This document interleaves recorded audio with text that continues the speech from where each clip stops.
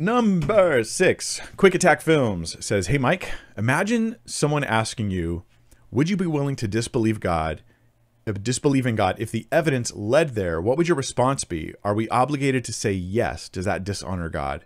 God bless." Yeah, here's a challenge. In a sense, I want to say yes, but here's the problem. Here's the problem with that. I think that the existence of evidence, any evidence at all, is a huge argument for God's existence, right? So, because the nature of anything contingent existing in the world is evidence for God. So we often argue from, like, say, the nature of the cosmos, right? The fine-tuning argument from the universe, the universal laws. So we have, like, the strong nuclear force and the weak nuclear force, and we have the law of gravity. We've got all these different things that are intricately fine-tuned. And so we say the nature of creation is so finely tuned that therefore it's likely God exists. Okay, but what if you were to, like, take away all the fine-tuning? What if we just had unfine-tuned, is that a word? Unfine-tuned nature. What if the entire universe, all that existed was basically like one atom? And just this is a thought exercise. There's only one atom and the space that the atom occupies, and that's it. But we're able to somehow in this, just ignore the contradiction here that we can observe and talk about and think about this all of existence is an atom. But let's suppose all that existed. I think that the one atom is sufficient evidence to believe in God. And that it's silly not, I do believe this. I know that there's going to be plenty who would disagree with me here, but I think it's silly not to believe in God if there's anything contingent, that is, that's not self-causing and self-sustained and self-explanatory, then you have to have something that is self-causing, self-sustained, self-explanatory, and ultimately it leads to God. So in theory, if the evidence didn't lead to God, I want to follow the evidence, except if there's evidence, there's a God. Because the very existence of any kind of evidence, if there was no God, there wouldn't be anyone to look at evidence. That's why this is kind of problematic, because it presumes, and this is what often happens, I think, with skeptics, there's so much taken for granted as they begin their study for God. They begin looking for God, right? They look around at the universe. They look around at creation. They look around at their own life. They feel their own soul, their own being. They see beauty, morality, and goodness, and that's all just there without explanation for them. And then they turn to you and say, okay, now prove there's a God. And you're like, you're sort of starting from a place where you have missed all the evidence.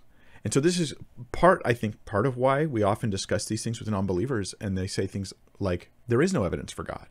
And you're looking at them going, everything around you and in you and everything you're thinking and everything you just said is evidence for God.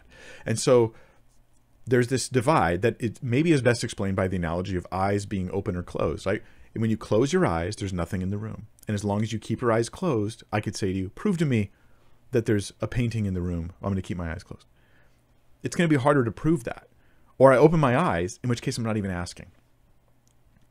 But we enter into the debate with non-believers who believe there is no God after they've already worked to close their eyes, oftentimes. And so we're trying to pry them back open. So that being said, would it dishonor God? And that's another tough one.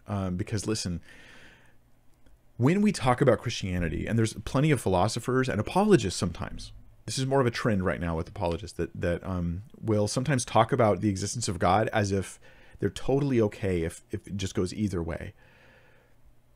But I want us to imagine the personal nature of this. It's one thing for us to look at the evidence and think it through and try to come to the right conclusions. But think about the personal nature of God's existence. He's there in the room when you're saying, maybe he doesn't exist. When you're entertaining the idea that God doesn't exist. When you're entertaining the idea that Christianity is false, as you kind of process through it and you work through it and you weigh through it, he's there in the room. He's with you, he's seeing you, he's hearing you. And yes, he has grace on you, and yes, he has mercy on you.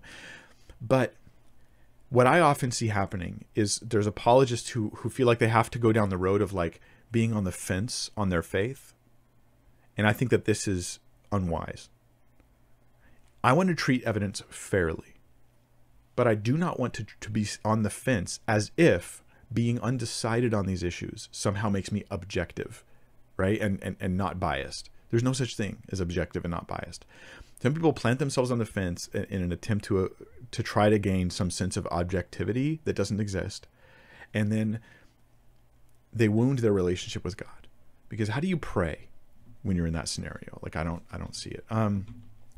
So I do want to follow the evidence where it leads, but that acknowledges we've already got tons of evidence and I'm already following it where it leads. So I think that's important. And I have something else, quick attack films I'll add. I'm going on long on this question, but I'll add to this, which is this. I have something that's evidence that I can't present to you or to anybody else. Okay, this is my own experience with God. God changed my life. And when I'm encountering a skeptic, and maybe I can't present them I can't give them my life experience, but I have it. And so why should I put that on the shelf for my own sake? Right? So when the skeptic's like, "Will you follow the evidence?" I'm like, "Yes, I will. I've already followed it, and I have evidence that I can't give you, and I'm following that too." My faith and loyalty to Christ is because I'm following the evidence. I'm not going to pretend to get on the fence, hurt my walk with Christ as a way of trying to imitate objectivity.